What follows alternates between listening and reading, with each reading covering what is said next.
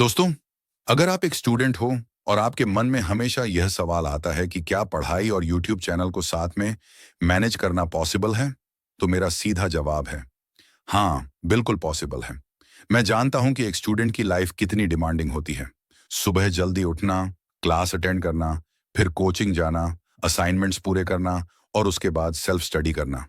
इस शेड्यूल में सच में ऐसा लगता है कि किसी एक्स्ट्रा चीज के लिए टाइम ही नहीं बचता। और अगर कभी थोड़ा सा टाइम मिल भी जाए, तो हम उसे मोबाइल स्क्रॉलिंग, गेम्स या वेब सीरीज में बर्बाद कर देते हैं। लेकिन सच बताऊं, यही वो टाइम है जो आपकी जिंदगी बदल सकता है। यही वो टाइम है जिसमें आप अपनी स्किल्स पर काम करके, एक यूट्यूब चैनल ग्रो करके अपने ड्रीम्स को रियलिटी बना सकते हो। पहला स्टेप, अपना स्क्रीन टाइम कंट्रोल करो। आज ही जाकर अपने फोन का स्क्रीन टाइम चेक करो। आप हैरान रह जाओगे कि कितने घंटे इंस्टाग्राम, स्नैपचैट, व्हाट्सएप या बेकार की सीरीज पर चले जाते हैं। ये घंटे आपको तुरंत रिटर्न नहीं देते, लेकिन यही टाइम अगर आप अपने चैनल पर लगा दो, तो धीरे धीरे यही टाइम आपकी पर्सनैलिटी, आपकी स्किल और आपकी कमाई को बिल्ड करेगा। अब हो सकता है आप सोच रहे हो, क्या मुझे सब कुछ डिलीट करना पड़ेगा? नहीं, ऐसा जरूरी नहीं है।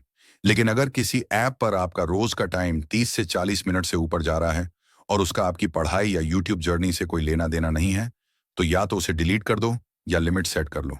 याद रखो, टाइम ही आपका सबसे बड़ा कैपिटल है, और अगर आपने इस कैपिटल को वेस्ट कर दिया, तो बाद में सिर्फ पछताना बचेगा। दूसरा स्टेप, टाइम गैप्स को यूज करो।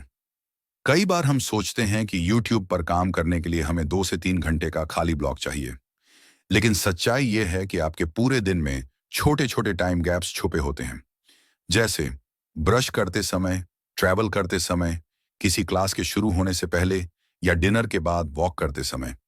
यही छोटे छोटे मोमेंट्स आप आइडियाज नोट करने, थंबनेल स्केच करने या स्क्रिप्ट की पॉइंट्स लिखने में लगा सकते हो। यही टाइम गैप्स असली गेम चेंजर हैं। और सबसे अच्छी बात, इन गैप्स में आपका दिमाग रिलैक्स्ड रहता है। इसलिए इस वक्त आपके पास सबसे ज्यादा क्रिएटिव आइडियाज आते हैं।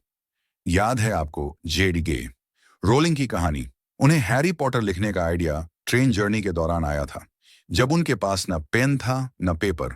बस खिड़की के बाहर देखते हुए उनका दिमाग क्रिएटिव मोड में चला गया। सोचो, अगर उन्होंने उस आइडिया को इग्नोर कर दिया होता, तो शायद दुनिया की सबसे फेमस बुक सीरीज कभी बन ही नहीं पाती। तीसरा स्टेप, पार्किंस लॉ का इस्तेमाल करो। पार्किंस लॉ कहता है, काम उतना ही टाइम लेता है जितना टाइम आप उसे देते हो। मतलब अगर आप किसी काम के लिए खुद को 6 घंटे दोगे, तो वो 6 घंटे लेगा। लेकिन अगर वही काम करने के लिए खुद को सिर्फ 2 घंटे दोगे, तो वो 2 घंटे में हो जाएगा। इस प्रिंसिपल को अगर आप पढ़ाई और यूट्यूब दोनों पर अप्लाई करते हो, तो आप देखोगे कि आपके पास काफी ज्यादा टाइम निकल आता है। चौथा step, consistency is the key. बहुत से लोग शुरुआत करते हैं, लेकिन कुछ ही लोग टिकते हैं, और वही लोग सक्सेस पाते हैं। शुरुआत में वीडियो क्वालिटी पर मत अटकना। एडिटिंग परफेक्ट नहीं है, वॉइस उतनी अच्छी नहीं लगती, फेस कैमरे पर अच्छा नहीं दिखता, कोई फर्क नहीं पड़ता। सबसे बड़ा फर्क सिर्फ एक चीज से पड़ता है, कंसिस्टेंसी। अगर आपने तय किया है कि हफ्ते में एक वीडियो डालना है, तो चाहे कुछ भी हो जाए, वो वीडियो आना चाहिए। क्योंकि यूट्यूब पर ग्रोथ किसी एक वायरल वीडियो से नहीं होती, ग्रोथ होती है आपके कंसिस्टेंट एफर्ट्स से। पांचवां स्टेप, खुद पर भरोसा रखो। सबसे बड़ा चैलेंज बाहर की दुनिया नहीं है, बल्कि आपके दिमाग के अंदर है। वो छोटी सी आवाज जो कहती है, मुझसे नहीं होगा, मेरे पास टाइम नहीं है, मेरे पास टैलेंट नहीं है। लेकिन सच ये है कि कोई भी बड़ा क्रिएटर जन्म से टैलेंटेड नहीं था। उन्होंने भी वही कैमरा यूज किया होगा जो आप कर सकते हो, वही इंटरनेट कनेक्शन इस्तेमाल किया होगा जो आपके पास है। फर्क सिर्फ इतना था कि उन्होंने खुद पर भरोसा किया और लगातार कोशिश की। दोस्तों, अगर आप सच में यूट्यूब चैनल शुरू करना चाहते हो और पढ़ाई के साथ बैलेंस करना चाहते हो, तो याद रखो, शुरुआत कभी परफेक्ट नहीं होती। लेकिन अगर आप पहला कदम उठाते हो, तो धीरे धीरे रास्ता खुद साफ होता जाएगा।